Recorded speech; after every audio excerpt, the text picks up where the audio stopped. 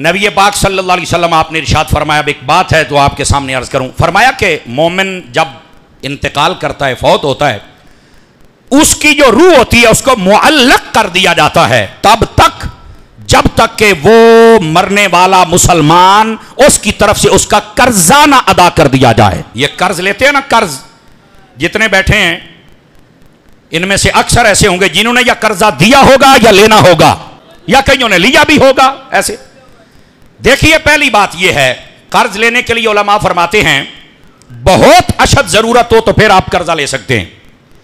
यहां ना कईयों को वैसे ही मांगने की जरूरत होती है। आदत, आपने बैंक बैलेंस है, अपना सब कुछ है, सब कुछ ठीक है, फिर भी कहते हैं यार 10, 15, 20 लाख रुपया मुझे दे देना, मुझे जरूरत है, दे दूंगा। और फिर मुल्क के हालात दिन ब दिन डाउन हो रहे हैं तो कहां से देगा, और फिर बेचारे उसके चक्कर निकलवाता है। नहीं, यह गलत बात है। अशद जरूरत हो, शरी जरूरत पूरी करनी हो तो फिर आप कर्जा ले सकते हैं। और मेरे नबी सल्लल्लाहु अलैहि वसल्लम ने फरमाया है, मेरे आका करीम अलैहिस्सलाम ने इरशाद फरमाया, बड़े गौर से सुनने वाली बात है, नबी पाक सल्लल्लाहु अलैहि वसल्लम आपने इरशाद फरमाया, जो बंदा 3 वजहों से कर्जा ले और ना दे सके, अल्लाह उसका कर्जा खुद माफ फरमा देगा।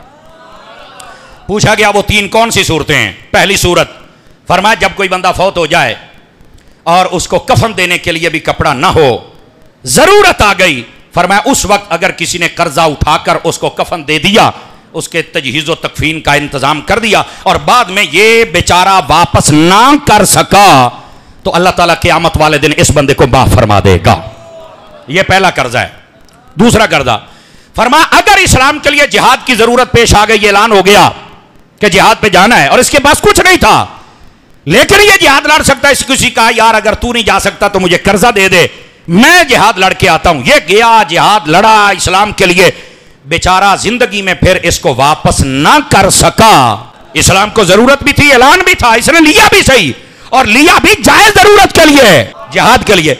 और अगर खुदा ना खास्ता वापस ना कर सका तो क़यामत वाले दिन अल्लाह उसे मुआफ फरमा देगा। यह दूसरा कर्जा है। और तीसरा कर्जा फरमाया, जब बंदे को यह खौफ हो जाए कि अगर मैंने निकाह न किया तो मैं बदकारी में मुब्तला हो जाऊंगा, गुनाह में पड़ जाऊंगा, तो इसने निकाह के जायज अखराजात पूरे करने के लिए आपने किसी दोस्त से कर्जा लेकर निकाह कर लिया और बाद में हालात ऐसे बने कि बेचारा ये अदा न कर सका, तो फरमाया इसने अपनी पाक दामनी के लिए कर्जा लिया था, क़यामत वाले दिन अल्लाह इसको भी माफ कर देगा। और ये तीनों बंदे जब आएंगे तो अल्लाह इनके कर्ज लेने वालों को अपनी रहमत दे के मुआफी अता फरमा देगा। नबी पाक सल्लल्लाहु अलैहि व बारक वसल्लम आपने फरमाया, जिसने अच्छी नीयत, अच्छे इरादे से कर्जा लिया, अच्छी नीयत और अच्छे इरादे का मतलब यह होता है जरूरत के लिए ले, उतना ले जितना चाहिए, और वापस करने का पक्का ज़हन हो। यह 3 चीजें पाई जाएं।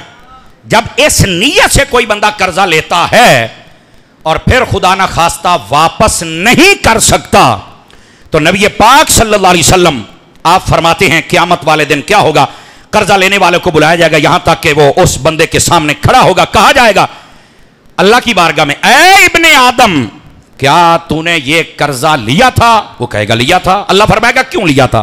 तो कहेगा बारी ताला तू तो जानता है कि मुझे इसकी अशद जरूरत थी और इसके बगैर मेरा चारा नहीं था और मैंने ये ले लिया, अब बाद में मेरे लिए हालात ऐसे बन गए, यानी वो जल गया या चोरी हो गया या मेरा कारोबार ना चल सका, मेरे से किसी ने धोखा कर लिया, मैं वापस न कर सका,